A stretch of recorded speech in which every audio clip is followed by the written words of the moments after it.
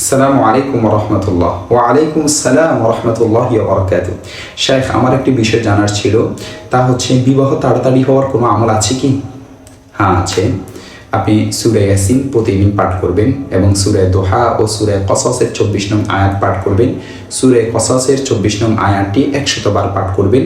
শীঘ্র ইনশাআল্লাহ আপনি একটি ভালো পাত্রীর সন্ধান পাবেন। অনেক ওলামায়ে কেরাম এই আমলটি দিয়ে থাকেন।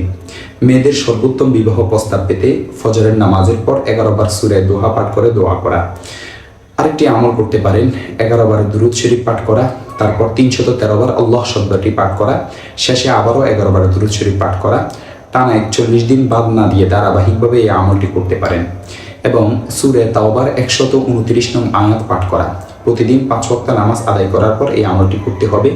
সঙ্গে 19 বার বিসমিল্লাহ এবং 11 বার সূরা তাওবার 129 নং আয়াতটি পাঠ করা।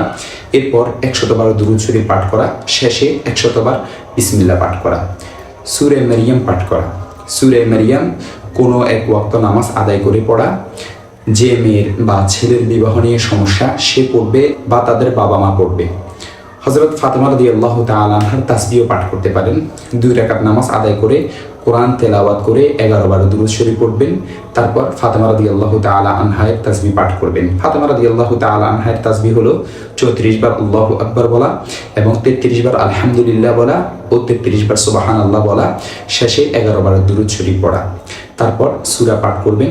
প্রথমে সূরা দোহা, এরপরে সূরা শুআরা, সূরা কসস, সূরা ইয়াসিন, তারপর আবারও সূরা শুআরা পাঠ করবেন।